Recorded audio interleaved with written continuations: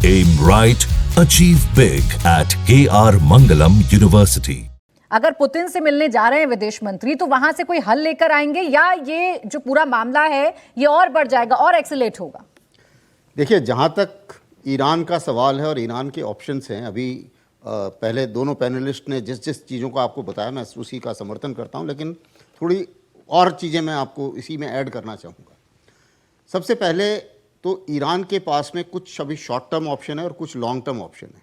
कुछ तो अभी जो अगर इमीडिएटली उन्हें क्या करना है, पूरे देश में इजराइल के ख़िलाफ़ नफ़रत है, अमेरिका के ख़िलाफ़ नफ़रत है और उन्हें जवाब तो देना पड़ेगा।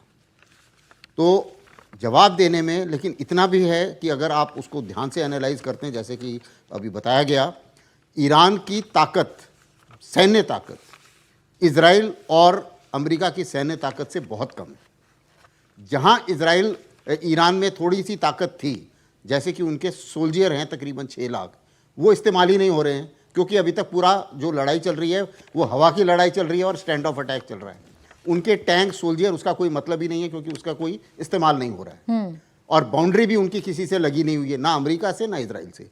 तो उसमें ग्राउंड सोल्जरिंग का कोई फ़ायदा नहीं है, चाहे उनके पास कितना भी साजो सामान हो। अब रह जाती है बात एरियल अटैक की। उसमें जो इनके पास में तकरीबन ऐसा माना जा रहा है तकरीबन 7-8 हज़ार मिसाइल्स हैं, लेकिन मिसाइल साइलोज भी काफ़ी बर्बाद हो चुके हैं, यानी कि मिसाइल को मारने के लिए जो लॉन्चर चाहिए वो लॉन्चर भी काफ़ी हद तक बर्बाद हो चुके हैं। तकरीबन इन्होंने 400-500 मिसाइल ये मार चुके हैं। अगर ये 8,000 मिसाइल मार पाते, वो भी एक बहुत बड़ा खतरा था इजराइल के लिए, क्योंकि इजराइल बहुत बड़ा है नहीं और उसको नुकसान काफ़ी हो सकता है, लेकिन उसमें भी दिक्कत आ रही है क्योंकि शायद उतने लॉन्चर उनके पास है नहीं मारने के लिए। तीसरी जो सबसे बड़ी कमी जो है, जो एडिशनल मैं बताना चाहूँगा, वो ये है कि ईरान में बमबारी से छुपने के लिए कोई ना बंकर है ना कोई तैयारी की हुई है। इजराइल ने बहुत तैयारी की हुई है, उनके बंकर भी हैं, अंडरग्राउंड सिस्टम्स हैं, रेलवे सिस्टम्स हैं, उन सब में वो लोग छुप सकते हैं। तो ये एक और ईरान के खिलाफ जाता है। तीसरी चीज़ ये है कि ईरान की खुल के कोई मदद नहीं कर रहा है, तो ईरान को ये लड़ाई अकेले ही लड़नी है।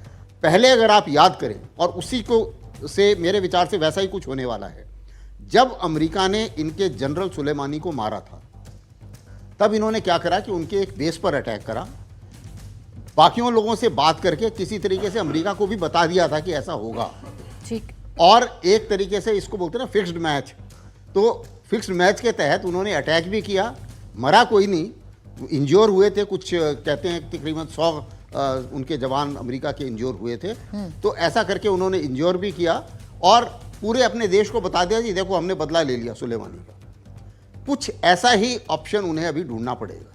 और जो ये जगह जगह बात कर रहे हैं, अभी मॉस्को भी अगर बात कर रहे हैं, तो हो सकता है कि जो भी ये मध्यस्थता करेगा वो इस किस्म की मध्यस्थता करे कि खुमैनी की इज्जत भी बच जाए अपने देश में और एक तरीके से अमेरिका को भी कोई इतना बड़ा नुकसान ना हो।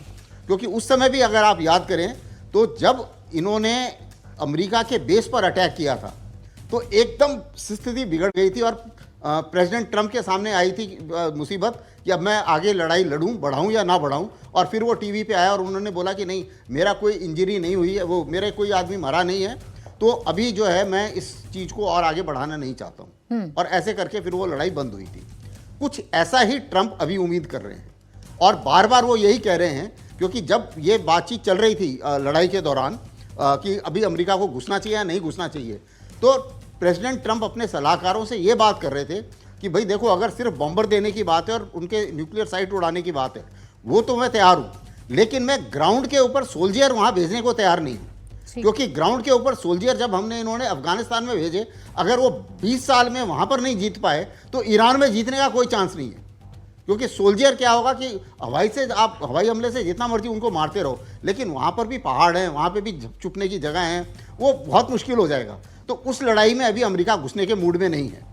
तो वो भी अमेरिका भी ये चाह रहा है कि कोई भी मध्यस्थता करके सिर्फ इस लेवल पे ख़त्म करा दे। मैंने बॉम्बर मारे, मैंने अपना पॉइंट प्रूव कर दिया, इजराइल को भी प्रूव कर दिया, नेतन्याहू भी खुश हैं कि भाई उनकी अभी कुर्सी भी सलामत है और उनका जो है क्या कहते हैं काम भी हो गया और इनका न्यूक्लियर प्रोग्राम पीछे चला गया। लेकिन मैं लास्ट पॉइंट मेरे को 30 सेकेंड और दीजिए।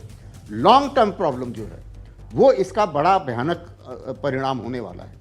और लॉन्ग टर्म परिणाम ये है कि ईरान के दिमाग में अगर इतना भी डाउट था कि मैं न्यूक्लियर बम बनाऊं या ना बनाऊं, अब तो 100% उसने न्यूक्लियर बम बनाना ही बनाना है, चाहे कितने साल लग जाए। और यही नहीं, बाकी भी पूरा देश पूरा विश्व जो देख रहा है, चाहे वो और भी कंट्रीज हैं, जिन भी लोग थे, जैसे जापान हो गया, इन ऐसे कंट्रीज भी अभी ये सोचेंगे कि बिना न्यूक्लियर बम बनाए कोई गुजारा नहीं है। अगर हम न्यूक्लियर बम नहीं बनाते तो हमें कभी भी ऐसे तबाह किया जा सकता है। तो अभी आप देखेंगे कि न्यूक्लियराइजेशन की होड़ ये थोड़ी सी बढ़ जाएगी, और जापान को भी अभी आप रोक नहीं सकते न्यूक्लियर बम बनाने से। तो ये कुछ लंबे परिणाम।